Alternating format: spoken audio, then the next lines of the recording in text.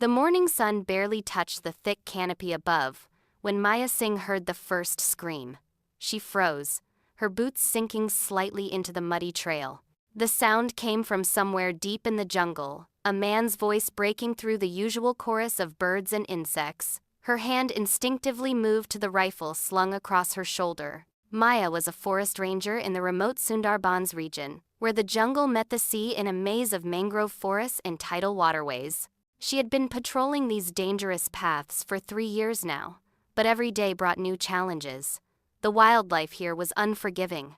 Tigers prowled in shadows, crocodiles waded in murky waters, and sometimes, the most dangerous threat came from humans themselves. She quickened her pace, pushing aside hanging vines and stepping over twisted roots. The scream came again, more desperate this time. Someone was in serious trouble. Maya's training kicked in automatically.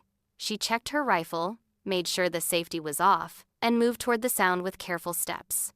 The Sundarbans was no place for careless movement. One wrong step could mean sliding into quicksand or stumbling into a crocodile's hunting ground. But Maya knew these trails better than most. She had grown up in a small village on the edge of this jungle, listening to stories of its dangers and wonders from her grandfather, who had been a ranger before her. As she moved deeper into the forest, the vegetation grew thicker. Thorny bushes scratched at her uniform. The air became heavy with humidity, making each breath feel like drinking warm soup. Sweat dripped down her face, but she didn't slow down. The screams had stopped now, which worried her even more than the noise had. Maya reached a small clearing where the ground dipped into a shallow valley.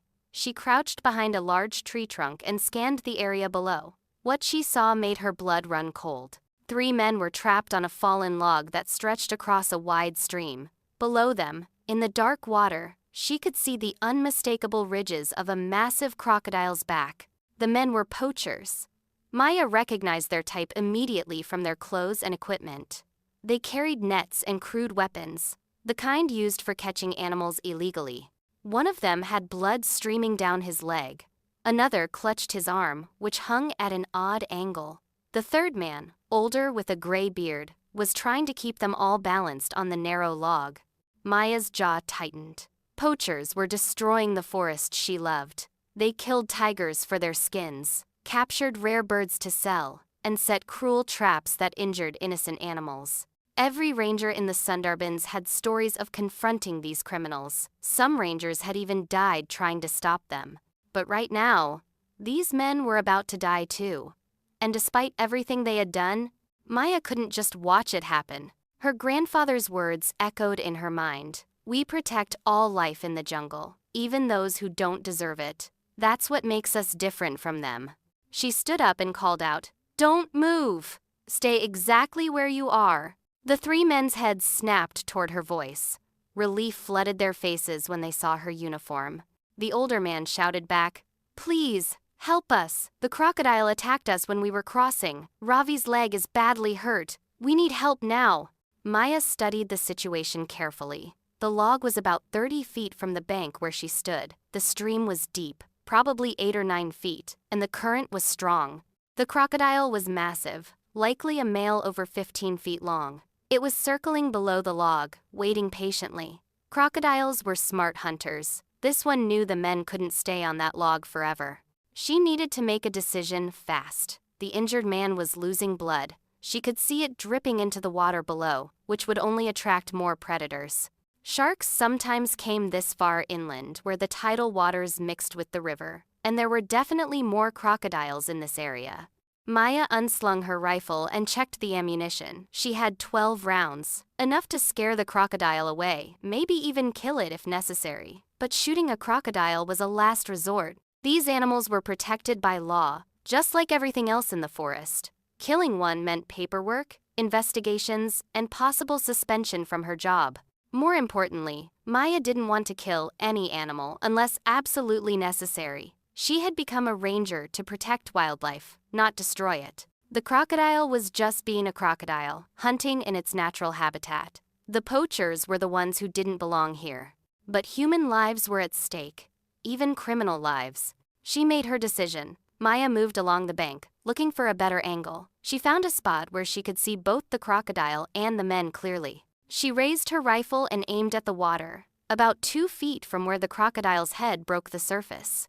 "When I shoot, you 3 need to move fast toward this bank," she shouted. "Can the injured man walk?" "I don't know," the gray-bearded man yelled back. "Ravi's pretty bad. We'll have to carry him." "Then get ready. As soon as you hear the shot, move. Don't look back. Don't hesitate. Just move." Maya took a deep breath and squeezed the trigger. The gunshot exploded through the jungle stillness like thunder. Birds burst from the trees in panicked flocks. Monkeys screamed warnings. The sound echoed off the water and bounced back from the thick vegetation. The bullet hit the water exactly where she aimed, sending up a huge splash right next to the crocodile's snout. The massive reptile thrashed in surprise and dove deep under the surface. Maya worked the bolt action on her rifle, chambering another round, ready to fire again if needed. "Move, now!" she screamed. The 3 men scrambled along the log toward the bank. The gray-bearded man was in front, moving quickly despite his age. The man with the broken arm followed, using his good hand to keep balance. The injured man, Ravi, tried to stand, but his wounded leg gave out. He slipped and nearly fell into the water. The second man grabbed him just in time, hooking his good arm around Ravi's chest. Together they moved painfully slow along the log, with Ravi's injured leg dragging uselessly. Maya saw the water ripple. The crocodile was coming back, recovered from its shock and angry now. She fired again, this time closer to the reptile. The shot missed its head by inches, but the loud crack and splash made it hesitate. "Faster!" Maya shouted. "It's coming back!" The gray-bearded man reached the bank first. He jumped onto solid ground and immediately turned back to help the others. They were only 10 feet from safety now, but moving painfully slow with the injured man between them. The crocodile's head broke the surface again, its eyes fixed on the struggling men. Maya could see it calculating, deciding whether these strange loud noises were worth risking for a meal. Crocodiles were ancient creatures, survivors from the age of dinosaurs.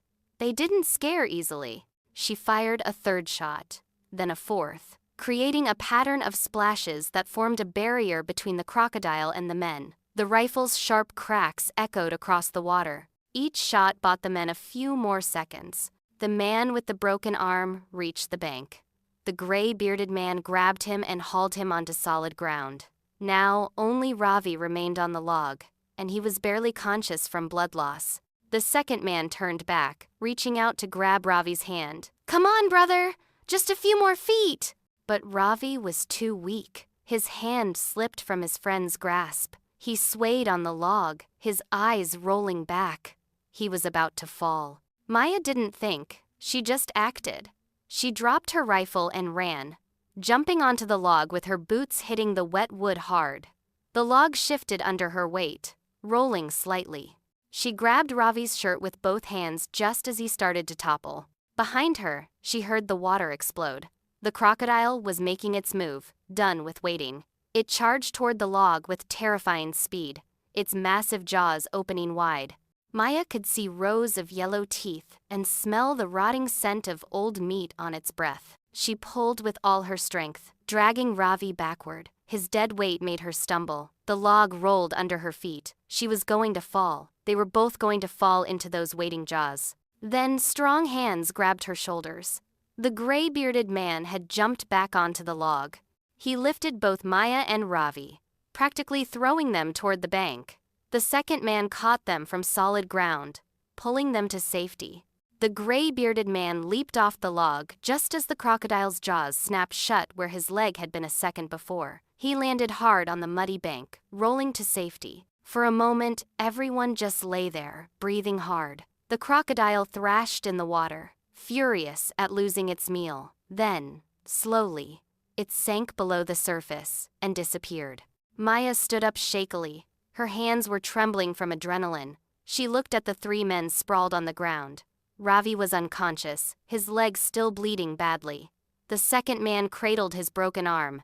The gray-bearded man was covered in mud but seemed unhurt. Reality came crashing back. These were poachers, criminals. She had just risked her life to save people who were destroying the forest she had sworn to protect. The gray-bearded man seemed to read her thoughts. He looked up at her with grateful but guilty eyes. "Thank you," he said quietly. You could have let us die. Should have, probably. We're not good men. Maya retrieved her rifle from where she'd dropped it. She checked it for damage, grateful it hadn't fallen in the water. When she looked back at the men, her face was hard. You're under arrest, she said. All three of you. For illegal entry into protected lands and suspected poaching activities. The gray-bearded man nodded slowly. I know, that's fair. But first, please, can you help Ravi? He's dying. Maya looked at the unconscious man. Blood was pooling under his leg. She made another decision she hoped she wouldn't regret. She pulled off her belt and fashioned a quick tourniquet around his thigh, above the wound. The bleeding slowed. Can you carry him? She asked the gray-bearded man. Yes.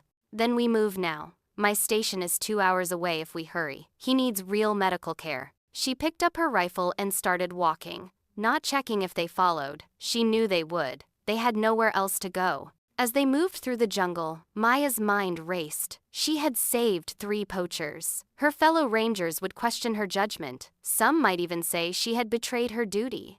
But she had also prevented 3 deaths, which had to count for something. The sun climbed higher, turning the jungle into a steaming cauldron. Maya led them along trails only she knew, paths that avoided the most dangerous areas. Behind her, she could hear the gray-bearded man's labored breathing as he carried his wounded friend.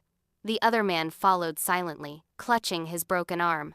They passed a clearing where Maya had once found tiger cubs orphaned by poachers. She had spent weeks caring for them before transferring them to a wildlife sanctuary. The memory hardened her resolve. These men, or men like them, had caused that suffering. But they were also human beings. Complex, flawed, desperate human beings who had made terrible choices. The jungle had never seemed so complicated. An hour into their journey, Ravi started convulsing. The gray-bearded man, who Maya had learned was named Deepak, lowered him carefully to the ground. The injured man's face had gone pale, almost gray. His breathing came in short, rapid gasps. Maya knelt beside him and checked his pulse. It was weak and irregular. The tourniquet had slowed the bleeding, but he had already lost too much blood. She looked up at Deepak with grave eyes. He's going into shock. We need to move faster, but I don't think he'll survive the journey. Deepak's weathered face crumpled. Ravi is my nephew, my sister's boy. I got him into this life. This is my fault. The third man, whose name was Suresh, spoke for the first time. Is there anything closer? Any village or medical post? Maya thought quickly. There was a small fishing village about 30 minutes east, but reaching it meant leaving the protected trail and cutting through territory she knew was currently being used by a tiger family. She had been tracking them for weeks as part of her duties, noting their movements and making sure tourists and villagers stayed away. Going that direction was dangerous. But staying here would certainly mean Ravi's death. She made her choice. There's a village. Follow me, and don't make any unnecessary noise. We're going through tiger territory. Deepak's eyes widened, but he nodded. He lifted Ravi again, straining under the weight. Suresh tried to help with his good arm, and together they managed to support the unconscious man between them. Maya led them off the main path, pushing through dense undergrowth. She moved with the practiced silence of someone who had spent years learning to walk through the jungle without disturbing it. Behind her, the 3 men crashed through bushes and snapped branches despite their best efforts. She winced at every sound. Tigers hunted by stealth, but they also responded to opportunity. A group of struggling, injured men would look like easy prey to a hungry predator. They entered a section of jungle where the trees grew closer together, their trunks massive and ancient. The canopy overhead blocked out most of the sunlight, turning the forest floor into a twilight world of shadows and filtering beams. Maya's eyes adjusted quickly to the dimness. She saw the pug mark first. A huge tiger print pressed into the soft earth beside a small stream they needed to cross. The print was fresh, probably less than an hour old. The tiger had walked this way recently, and from the size of the paw, it was the male she had been tracking. The male was huge, probably close to 500 pounds. She had named him Raja in her reports. He was the dominant male in this territory, father to 3 cubs she had spotted last month. Males were usually less aggressive during cub rearing season, but they were also more protective and unpredictable. Maya held up her hand, signaling the men to stop. She pointed at the print, then put her finger to her lips. The men nodded, understanding immediately. Even poachers respected tigers. You had to, in order to survive in the Sundarbans. They crossed the stream slowly, placing their feet carefully to avoid making splashes. Ravi's foot dragged in the water, creating a small ripple, but there was nothing they could do about that. Deepak's arms were shaking from exhaustion, but he kept going. On the other side of the stream, Maya spotted something that made her heart sink. Tiger scat, also fresh, and territorial scratch marks on a nearby tree. The gouges were high up, over 6 feet from the ground. Raja was marking his territory, telling other tigers this was his domain. They were right in the middle of his territory now. Maya's grip tightened on her rifle. She didn't want to shoot a tiger. The thought made her sick. Tigers were critically endangered, with maybe only a few thousand left in the wild. Each one was precious. Raja was especially important because he was a proven breeder with healthy genetics. But she also knew that if Raja saw them as a threat to his family, he wouldn't hesitate to attack. And in that case, she would have no choice but to defend the group. They moved forward, every step taking them deeper into danger. The jungle seemed to be holding its breath. Even the usual bird calls had quieted. That was a bad sign. When the forest went silent, it usually meant a major predator was nearby. Then Maya heard it. A low, rumbling sound that she felt in her chest as much as heard with her ears. It came from somewhere ahead of them, hidden in the thick undergrowth. The sound of a tiger's warning growl. She stopped immediately, raising her fist to halt the men behind her. They froze, their faces showing the primal fear that all humans feel when confronted by a large predator. Suresh's face had gone white. Even Deepak, who must have been hardened by years of illegal jungle activities, looked terrified. Maya scanned the vegetation ahead, looking for movement. Tigers were masters of camouflage. Their stripes broke up their outline, making them nearly invisible in the dappled jungle light.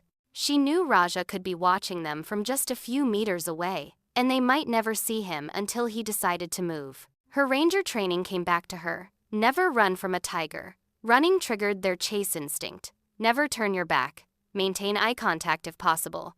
Make yourself look bigger and more threatening. Back away slowly. But they couldn't back away. Ravi was dying, and every minute counted. Maya did something that went against every survival instinct she had. She stepped forward, directly toward where the growl had come from. She raised her rifle, not to shoot, but to hold it above her head, making herself look larger. She started speaking in a loud, calm voice. Raja, it's me. You know me. I'm not here to hurt you or your family. We're just passing through. Let us pass, Raja. She had been working in this jungle long enough to know that big cats could recognize individual humans. Raja had seen her before during her patrols. He had watched her from hiding several times while she tracked him, never attacking because she had never threatened him. She hoped he remembered. She hoped he understood they weren't a threat. The growling continued, but it didn't get louder. That was good. It meant Raja was warning them, not preparing to attack. An attacking tiger didn't growl. It stayed silent until the moment of the strike. Maya took another step forward. Behind her, she heard Deepak whisper urgently, "What are you doing? Come back." She ignored him. She kept talking to the tiger in that same calm voice. "We're leaving now, Raja. Watch us go. See? We're no threat to you." She gestured to the men behind her to start moving sideways, parallel to where the tiger was hiding. Move slowly to your left. Don't look toward where the growling is coming from. Keep your eyes on the ground, but stay alert. The men obeyed, shuffling sideways while supporting Ravi between them. Maya backed up slowly, keeping herself between the men and the tiger's position. She kept her rifle raised, kept talking. "Good, Raja. That's good. Let us pass. We mean no harm." She saw movement then, just a flicker of orange in the green shadows. Raja was moving parallel to them, tracking their progress. He was making sure they actually left his territory, escorting them to the boundary line. It was both terrifying and beautiful. Maya had studied tigers her whole life, but seeing this level of intelligence and restraint up close never failed to amaze her. Raja could kill them all if he wanted, but he was choosing not to. as long as they left peacefully. They moved like that for several minutes, the humans shuffling sideways and backward, the tiger pacing them from the shadows. Maya never stopped talking, keeping up her calm monologue. Her arms ached from holding the rifle over her head, but she didn't lower it. Finally, they crossed an invisible line. The growling stopped. Maya felt, rather than saw, Raja withdraw deeper into the jungle. He had escorted them out of his territory. Now he was returning to his family, satisfied that the threat had passed. Maya lowered her rifle slowly, her arms trembling from strain and adrenaline. She took a shaky breath and turned to the men. They all looked stunned. "That was a tiger," Suresh said unnecessarily, his voice shaking. "A real tiger. Right there." "That was Raja," Maya corrected. "The dominant male of this region. We're lucky he's had positive interactions with rangers before. A different tiger might have attacked." Deepak adjusted his grip on Ravi, who was now completely unconscious. "I've been poaching in this jungle for 15 years. I've seen tigers before, even killed two, but I never saw one act like that. He was deciding, thinking." "They're intelligent animals," Maya said, "much smarter than most people realize. That's why killing them is such a crime. You're not just taking an animal's life. You're destroying a complex thinking being." She regretted the words as soon as she said them. This wasn't the time for lectures, but Deepak just nodded slowly, looking troubled. They resumed their journey toward the village. The encounter with Raja had cost them precious time, but they had all survived. That was something. 20 minutes later, they broke through the tree line into a small clearing.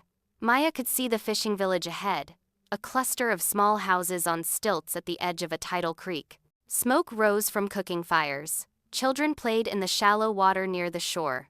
Maya ran ahead, calling out, "I need help! Medical emergency!" The villagers responded immediately. Several men rushed forward with a makeshift stretcher. Women appeared with clean cloth and water. An elderly man who served as the village's medical practitioner hurried out of his house carrying a worn medical bag. They laid Ravi on the stretcher and carried him into the medical man's home. Maya followed, along with Deepak and Suresh. The practitioner, whose name was Banu, examined Ravi quickly with experienced hands. "Crocodile bite?" he asked, looking at the distinctive wounds. "Yes," Maya confirmed. "About 2 hours ago. He's lost a lot of blood." Banu worked quickly, cutting away the makeshift tourniquet and examining the damage. The wounds were deep, showing the marks of the crocodile's teeth. He cleaned them with antiseptic that made even the unconscious Ravi groan. "The leg is badly damaged, but I can save it," Banu said. "He'll need real hospital care eventually, but I can stabilize him here. He's young and strong. He'll survive." Relief flooded through Maya, surprising her with its intensity. She barely knew this man, and he was a criminal. But she had fought so hard to save him that his survival felt personal now. While Banu worked on Ravi, Maya used the village's radio to call her ranger station. She reported the situation, carefully editing the details. She mentioned finding 3 injured men in the jungle, but left out some of the more complicated circumstances. She would give a full report in person.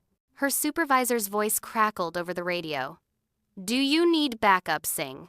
Maya looked at Deepak and Suresh, who sat quietly in the corner of the room. They looked exhausted and defeated. Deepak's eyes never left his nephew's face. "No, sir," she said into the radio. "The situation is under control. I'll bring them in tomorrow after the injured one is stabilized." "Acknowledged. Good work, Singh." Maya set down the radio and sat heavily on a wooden bench. The adrenaline was wearing off, leaving her feeling drained and confused. Today had tested everything she believed about justice, mercy, and her role as a ranger. Deepak approached her carefully. "Why did you save us?" he asked quietly. "You could have reported finding us too late. No one would have questioned it. We're poachers. The forest would be better off without us." Maya was silent for a long moment. "I don't know," she finally admitted. "Maybe I should have let you face the consequences of your choices. But I couldn't just watch people die. Even people like us? Even people like you." Deepak sat down beside her, careful to maintain a respectful distance. "I want you to know something. I started poaching because my family was starving. My village had no work. The forest seemed like the only way to feed my children, but it became something else over the years. It became about money, greed. I forgot why I started.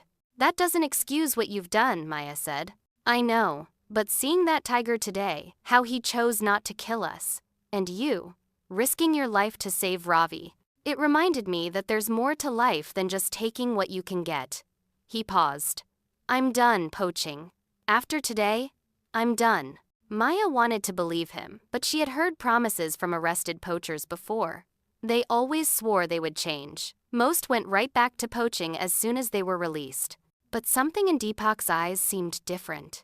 He looked like a man who had seen something that changed him fundamentally. Maya stayed in the village that night, sleeping on a mat in the medical practitioner's home so she could watch over her prisoners. Deepak and Suresh didn't try to escape. They sat quietly, taking turns watching over Ravi, who drifted in and out of fevered consciousness. In the darkness before dawn, Maya woke to find Deepak sitting outside, staring at the jungle. She joined him, bringing 2 cups of tea she had made from the supplies Banu's wife had provided. Can't sleep? She asked, handing him a cup. He accepted it gratefully. Too many thoughts. My whole life, I saw the jungle as something to be used, trees to be cut, animals to be caught, resources to be taken. But today, when Raja looked at us, I saw something in his eyes. Recognition. Choice. He chose to let us live. Tigers are remarkable animals, Maya said. The more I learn about them, the more I realize how little we truly understand.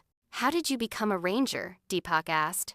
It's not a common choice for a woman, especially in these parts.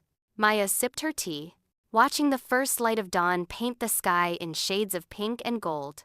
My grandfather was a ranger, like I told you. He used to take me on patrols when I was young. Not officially, of course. It was against the rules. But he wanted me to see the forest, to understand it. She smiled at the memory.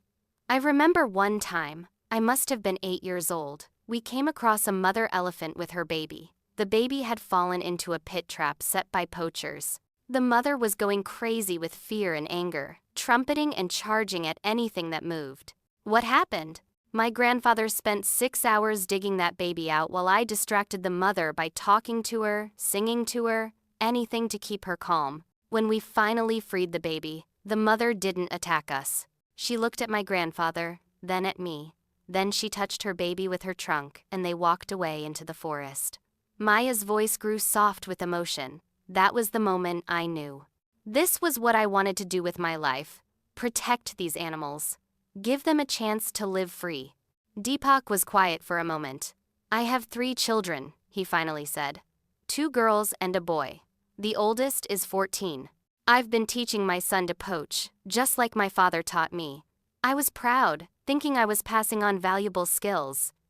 He laughed bitterly. What kind of legacy is that? Teaching my child to destroy the very world he'll have to live in? It's not too late to change, Maya said. For you or for him, isn't it? I'm going to jail. My family will suffer because of my arrest. Maya had been thinking about this all night. Maybe not. When we get to the station, you'll be processed and charged. But if you cooperate, if you give information about the poaching networks, the judges sometimes show leniency. And I'll testify that you helped me save your nephew's life, that you showed remorse. Deepak looked at her with surprise. You would do that? After everything? I don't want to see your family suffer more than they already have. And I meant what I said. People can change. If you're serious about stopping, then help us stop the others. Tell us about the buyers, the smuggling routes, the other poachers. That information could help us shut down major operations. The other poachers would kill me if they found out, I informed. We have witness protection programs.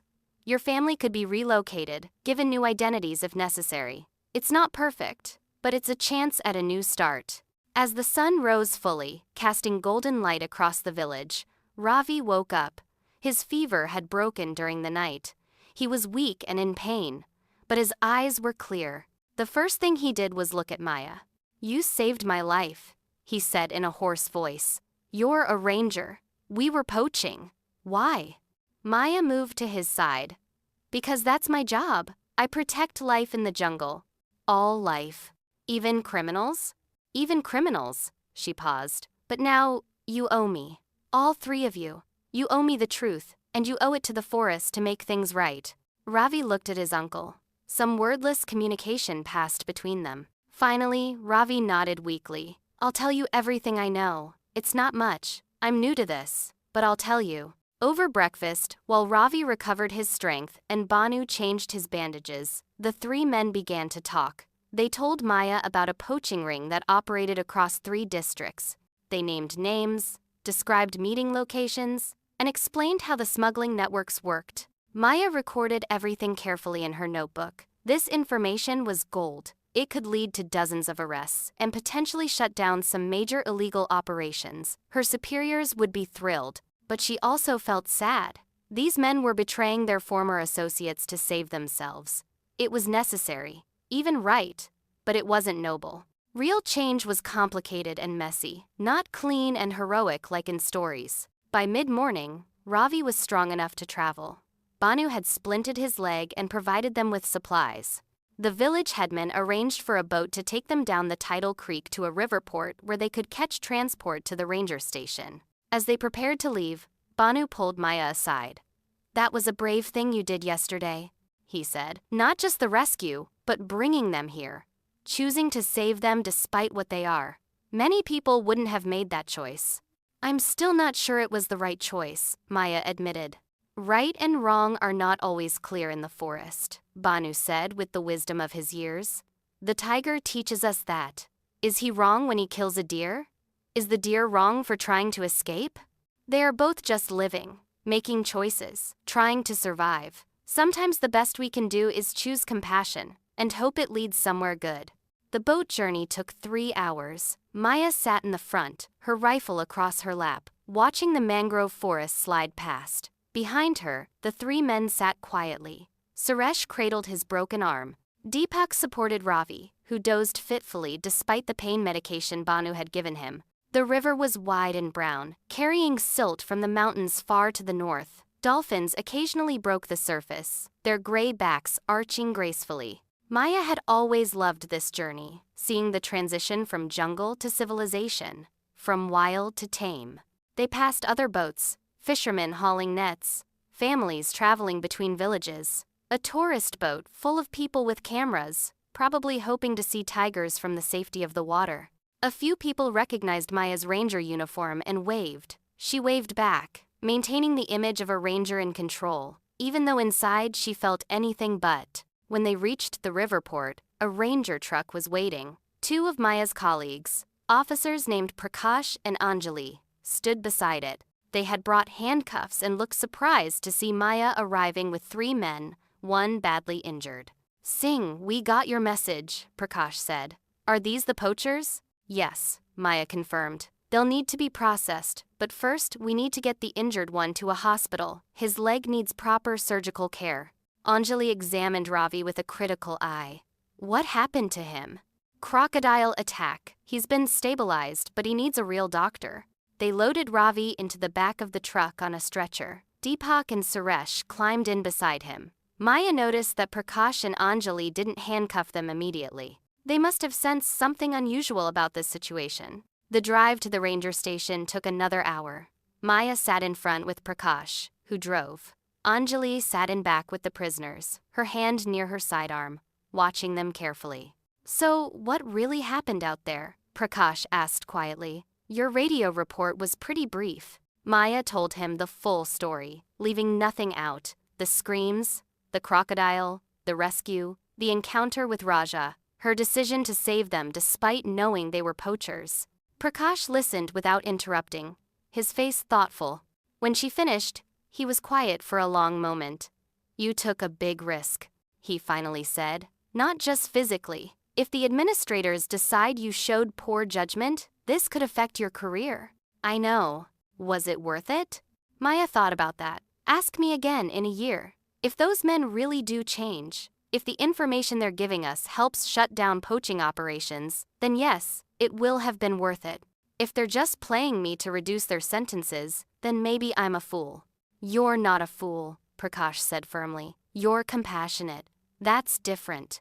At the station, there was a controlled chaos as they processed the three men. A doctor had been called to treat Ravi properly. Officers took statements. Maya's supervisor, a stern older man named Captain Desai, wanted a full debriefing. Maya sat in his office, exhausted, and recounted everything again. Captain Desai listened with his typical stone face, giving nothing away. When she finished, he leaned back in his chair. "You should have let them face the consequences of their actions," he said bluntly. "The crocodile was nature's justice. You interfered with that. I couldn't just watch them die, sir. Even though they're poachers? Even though they've probably killed endangered animals? Even though men like them have killed rangers in the past?" Even then, Captain Desai studied her for a long moment. Then, surprisingly, he smiled slightly. "Your grandfather would be proud of you. Angry that you took such a foolish risk, but proud. He always said the best rangers are the ones who remember that their job is to protect life, not deal out death." Maya felt tears prick her eyes. She hadn't expected this reaction. "So I'm not in trouble?" "Oh, you're definitely in trouble. You'll be filing reports on this incident for weeks. And you're getting mandatory firearms retraining because you discharged your weapon without following proper protocol." His smile widened slightly. "But you're also getting a commendation for bravery and for obtaining valuable intelligence on poaching operations. The information those men provided is already proving useful."